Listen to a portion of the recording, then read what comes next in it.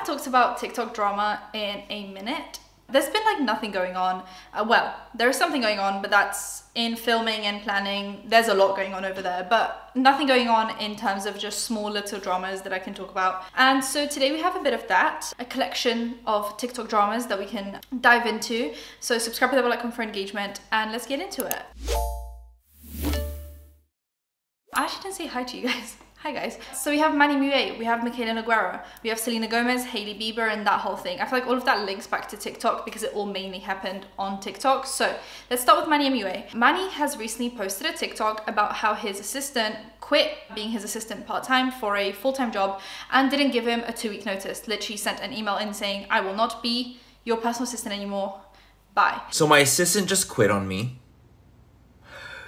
Do people not put in their 2 weeks anymore? Is that not a thing? I'm getting ready to go out and I thought, you know what? Why don't I tell them what happened? You want to hear what happened? So her shift starts at 11 o'clock and it was about 11:20, 11:30. And I texted her, I'm like, hey girly, where you at? An hour past her shift and I was like, oh my God, is she okay? Like, I started to get really worried for real. So it's 12 o'clock, still nothing. No text back and I'm like, what the heck is going on? I go look at my emails because I'm like checking my email right now and I see an email from her like 3 hours prior. So basically the email reads, hey, I've loved working with you, but I got a better job. Deuces. And it was like, onboarding starts immediately, can't come in, you'll never see me again. I was like, what? I was flabbergasted, I was floored, I was shook. She wasn't with me for long, she was only with me for 1 month, but like, I really liked her a lot. And don't get me wrong, I'm very happy for her because she got a job doing something that she really wanted to do. Like that was her goal in life to do. She got it and I'm like, I'm very happy for her, but I'm sad for me. So real question for you guys. Do people not put in their 2 weeks anymore? Is that like not a thing? Is it like, let's just quit right now and no 2 weeks? So now I gotta find a new assistant. Oh, got a little excited there. You're nasty. That's juicy, that's juicy. So yeah, now I gotta find a new assistant and I'm really sad about it. Because they're hard to find and it's hard to trust people, and especially because they're in my home. So wish me luck, you guys, and let me know if 2 weeks are not a thing anymore and people just quit on the spot. And people had a lot to say. People are saying that he's really not a good employer and that's why she didn't give a 2-week notice. That a lot of employers don't give 2-week notices and therefore why should employees give employers their 2-week notices if the same, isn't given back. So after all of those TikToks were posted, Manny actually responded basically saying that he gets it. He gets why people don't give 2-week notices. He was a good employer. He had a personal assistant back in the day for, a prolonged amount of time. And he is happy for his ex-personal assistant now for getting a job that is more well-suited to the timetable and time, that she needs. The way I started a fire with this video. So I made a video about my assistant quitting on me. And I asked if putting your 2 weeks in was no longer like a thing. And the reason I was asking if it was a thing anymore is because all my last assistants did put in the 2 weeks. The assistant before this assistant was with me for 2 years and she put in her 2 weeks. So I was like, oh, is that not a thing anymore? I have officially been informed that 2 weeks is no longer a thing because companies do not give 2 weeks when they fire someone, which I feel is very fair, actually extremely, extremely fair. Like absolutely, that makes a lot of sense. And like I said in my first video, she found an amazing new job, like a full-time job. That's something that she really, really wanted to do. So I totally support her and I understand where she's going. I'm like, baby, you do what you gotta do. I was just sad for me. People are like, that was a red flag. Manny's a red flag. She quit after a month. Oh my God, Manny's a red flag. Get him. Ah, Birdie. I'm pretty chill to work for, I swear. But you know what? She got a better opportunity and so go her. This was definitely like a moment where he could have been dragged more than he has, but I'm glad he explained everything and addressed everything because I feel like this could easily go down the path of like YouTubers being really bad employers and treating their employees really badly, and that's happened before. I remember there was a ad on LinkedIn for like a personal assistant and people thought it was James Charles and it was like minimum wage, but they expected you to have your own car, drive everywhere, do everything, be a cleaner, be a maid, be a cook, be a like everything. So I feel like YouTubers are very entitled in the way that they have come to money very quickly and then expect people to just do things for them for like the bare minimum. And I'm glad that Manny didn't go down that route of cancellation. I'm glad it was just a very quick like, oh, miscommunication, she's fine, everything's fine, he'll just have a new personal assistant at some point. Also, I think a personal assistant must be so nice. Like, there are just so many admin things. Like, I would never want to use my personal assistant as like do everything for me that I hate doing, like clean for me, but just like having someone reply to emails for you, like just, I don't know, reply to my accountants for me, pay, like obviously with my own money, but pay stuff for me, like bills and stuff, because I'm always just running behind on all the like adult stuff because those things just aren't that exciting in my brain and I just keep on putting them off. So it would be so nice to have someone do those things for you. I actually don't think I live an interesting enough life to actually warrant having a personal assistant though. Like, I don't do enough. So I would literally just be paying someone to like talk to my accountant for me, which is such a, you know, privileged thing. Anyway, I'm glad that Manny wasn't a bad employer, I hope, I guess. Then we have Mikayla Nogueira, who obviously is my favorite TikToker of all time. I love the way she doesn't disclose ads. I love the way she lies. I love the way you lie. That was a little musical moment for you guys. So she did another undisclosed sponsorship that she has then disclosed later on for a hair glaze, which is supposed to like make your hair look smoother and less frizzy. So she said that she's been damaging her hair recently and she is due for a wedding soon. She's been dyeing her hair back and forth, bleaching it, dyeing it back to black. I think originally just the way she had her hair black and the way it was done by Chris Appleton looked the best.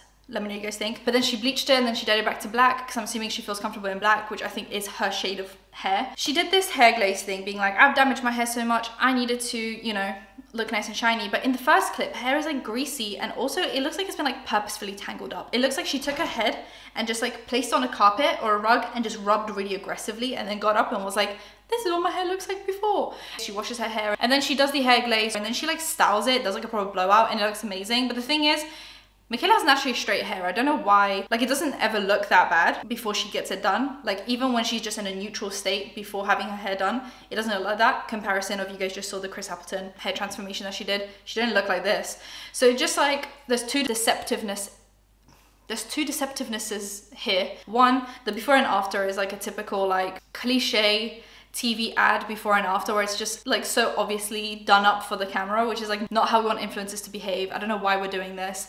And then two, not having paid partnership on there when it's quite clearly a paid partnership. She even shouts out where exactly you can buy this product, like online, on this website, in this shop. It's like you wouldn't do that if you were just reviewing a product for your own pleasure. And people left it in the comments, you know, saying, hey, the before, like your hair has never looked like that.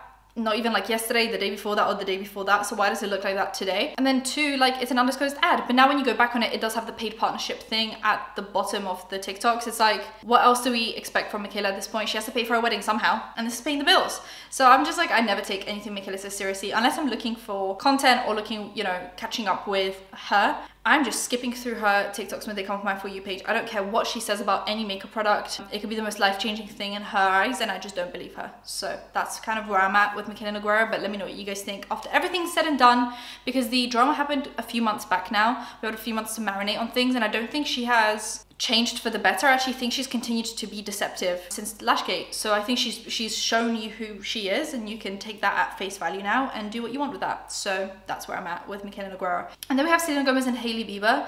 So Selena Gomez recently came back to the internet again and then immediately got called out for posting a picture wearing a Balenciaga hoodie, which obviously if you guys don't know all the drama of Balenciaga, they did a really inappropriate photo shoot involving children, and then people looked back into their like past and it didn't look great. There was a lot going on there, but if I want to be not eradicated from YouTube, I must stop here. You can look into it in your own time. But people called her out for being another celebrity promoting Balenciaga. You know, after everything happened, Kim Kardashian was seen wearing it, Kim Kardashian's kids were seen wearing Balenciaga. Like there was just a lot of people getting called out for like, you have money, you can just give these clothes to the charity shop or a thrift shop and just buy a different brand. This isn't going to hurt your pockets, but it's just showing that you are okay with children being used in inappropriate ways for photo shoot. And she immediately deleted the picture and she posted an apology saying that she, you know, this was an old picture, it was an oversight on her end because I'm assuming she just like forgot that this happened. But yeah, so she got called out immediately. However, on the other spectrum of things, Hailey Bieber recently addressed hate being sent towards Selena Gomez. I feel like, yeah, maybe there is hate being sent. I feel like there's definitely way more hate from Selena Gomez fans to Hailey Bieber for reasons, but I'm sure there are also some Hailey Bieber fans going after Selena Gomez, so I'm glad she's addressed it. But I feel like it's just like a ping pong now of like Selena Gomez is going to address the hate and then Hailey Bieber will address the hate and then Selena Gomez will address the hate and it will just keep on going and going and going, which is fine. So Hailey Bieber posted it on her Instagram story saying, if you're leaving mean or rude comments on my behalf on anyone's post, just know that I don't want that, nor do I ever or will ever condone or support hateful, mean or nasty comments. Doing that is not supporting me. If you're participating in that, you're part of a culture that I want no part of.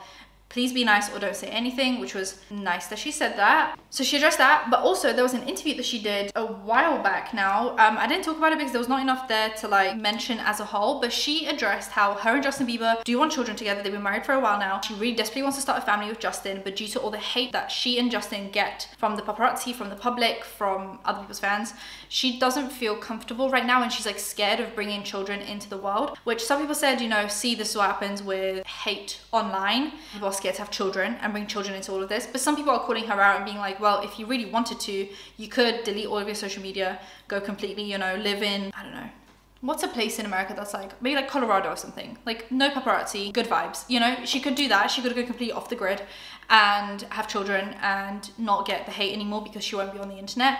However, I think someone shouldn't have to go completely off the grid, delete their job, which is social media, not have a business, not have a job, and all of that just to have children. Like, she should be allowed to not get completely hated on every single day of her life without having to go off the grid to do that. So that's just my opinion. She should be allowed to have a social media account and also have children. Those two things should be able to coexist. It's not one or the other in my eyes, but that's just my opinion. And I think that's it for the TikTok stories. So subscribe with the bell icon for engagement, and I'll see you in my next one. Bye guys.